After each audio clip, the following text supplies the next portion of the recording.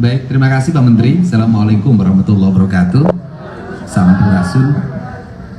Kami menyampaikan bahwa ada problematika dalam spirit kebangsaan kita, yaitu membangun narasi agar anak-anak muda Indonesia, khususnya anak-anak di Provinsi Jawa Barat yang sedang menekuni jenjang pendidikan SMP dan SMA serta sederajat atau sanawiyah dan madrasah aliyah, yaitu pola pendidikan karakter melalui peningkatan kualitas disiplin hidup dan perubahan pola hidup. Nah, perubahan pola hidup itu apa sih yang terjadi? Yang terjadi pada anak-anak di Jawa Barat itu pola hidupnya adalah mereka rata-rata tidurnya jam 4 pagi. Karena waktunya dihabiskan untuk main game online. Kemudian berdampak pada mereka tidak bersekolah. Selain berdampak tidak bersekolah, mereka sering terorganisir dan secara sistemik melalui kekuatan media sosial, melakukan pertarungan-pertarungan secara terbuka dan tertutup, melahirkan banyak orang yang terluka, bahkan banyak orang yang meninggal. Kemudian yang berikutnya adalah beredarnya obat-obat yang tidak layak dikonsumsi dari sisi kesehatan, yang dijual secara terbuka sebenarnya, berharga di bawah Rp10.000 dengan 3 butir, istilahnya eksimer dan sejenisnya, serta minuman-minuman yang beredar secara luas yang bisa diakses oleh anak-anak SMP. Nah, ini adalah problem yang harus segera diselesaikan. Nah, problem itu ternyata tidak bisa diselesaikan di internal sekolah melalui pendekatan bimbingan konseling. Dan problem itu juga tidak bisa diselesaikan di internal keluarga oleh ayah dan ibunya. Nah, karena problem ini tidak bisa diselesaikan di sekolah dan di keluarga, serta tidak semua problem itu bisa ditangani lewat peradilan anak, maka harus ada upaya jangka pendek yang bisa dilakukan melalui pola pendidikan disiplin siswa.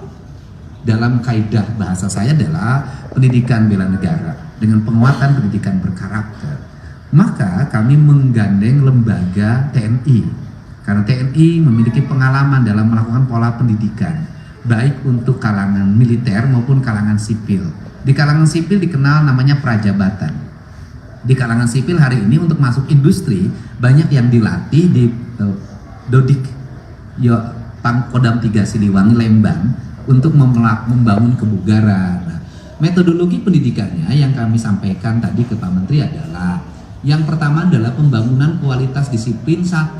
Melepas HP, 2. Melepas tradisi bermotor, 3. Melepas minuman keras, 4. Melepas obat-obatan terlarang, kelima, melepas konsumsi zat adaptif lainnya yang merusak saraf dan pikirannya dengan membangun pola tidur maksimal jam 10 malam.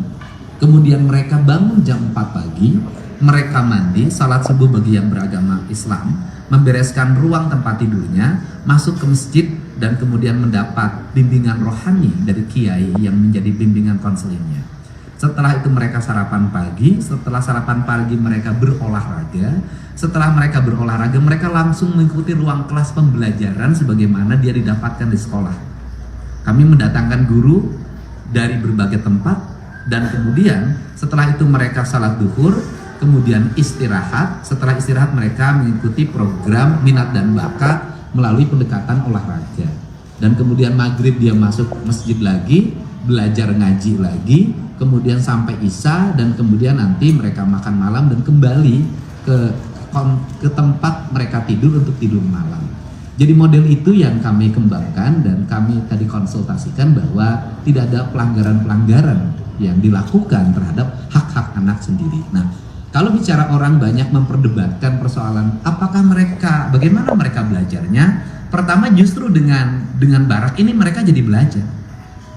Mereka jadi ada gurunya. Kenapa? Karena selama ini mereka bolos. Mereka tidak pernah belajar. Bangunnya rata-rata jam 10 siang. Nah, ini adalah. Kemudian yang kedua, bagaimana lingkungannya di barak itu, di komplek pendidikan itu mereka mendapat lingkungan yang baik. Karena selama ini mereka di lingkungan rumahnya tidak mendapat lingkungan yang baik, di lingkungan sekolahnya tidak mendapat lingkungan yang baik, mereka menjadi anak jalanan. Nah, inilah barangkali langkah yang dilakukan oleh kami, pemerintah Provinsi Jawa Barat dan pemerintah kabupaten kota di seluruh Jawa Barat sebagai bagian upaya kami untuk menyongsong generasi Indonesia Emas tahun 2045. Barangkali itu saja. Terima kasih. Mbak, jangan gerak-gerak, buset ah.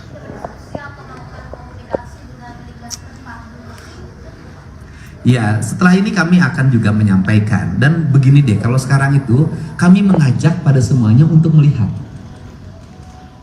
Ya kan? Kami mengajak pada semuanya yang memiliki tanggung jawab terhadap pengembangan dan kedisiplinan anak-anak Indonesia. Kami mengajak untuk datang ke tempat mereka belajar. Itu cara yang terbaik. Karena kalau menilai dari jauh dan katanya, itu tidak akan pernah selesai. Tapi yang terbaik adalah mengunjungi. Setelah mengunjungi, kalau banyak pakar yang dimiliki, punya bimbingan konseling, psikologi anak, ahli gizi dan sejenisnya, bawa ke tempat berlatih. Jadilah mereka menjadi bagian dari kesempurnaan pendidikan yang kami lakukan. Ya, kita akan lakukan. Ya, kita tidak mempunyai target berapa siswa. Adalah setiap orang tua yang akan meminta anaknya dididik oleh kami melalui pola pendidikan disiplin ini, kami menerima dan kami akan dibuat gelombang pertama, gelombang kedua, gelombang ketiga, dan seluruh rangkaian ini adalah orang atau anak yang diantar oleh orang tuanya. Kami tidak menerima anak yang tidak berdasarkan persetujuan orang tua.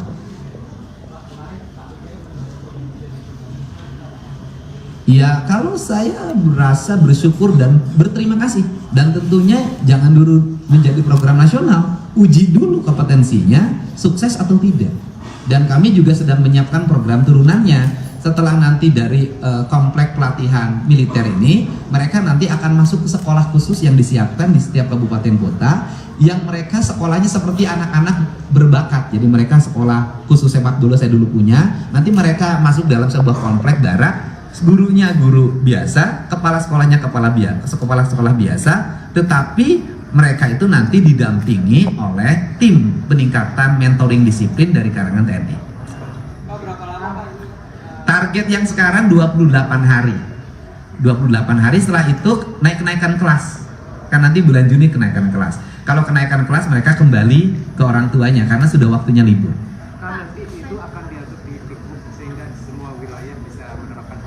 Oh, sudah ada surat edaran yang disampaikan ke Bupati Wali Kota di seluruh Jawa Barat.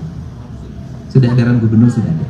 Konsekuensinya dari pembiayaan. dari SE itu apa? Gimana?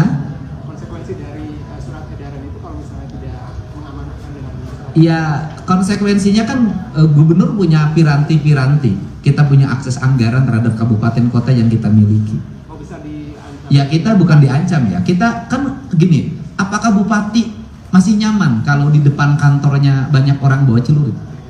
Kan nanti mereka yang merasakan, gitu loh. Apakah bupati masih nyaman kalau setiap minggu ada yang masuk rumah sakit yang harus dibiayai karena ditusuk, karena dilempar pakai batu? Mungkin akan diperkuat dengan pergub.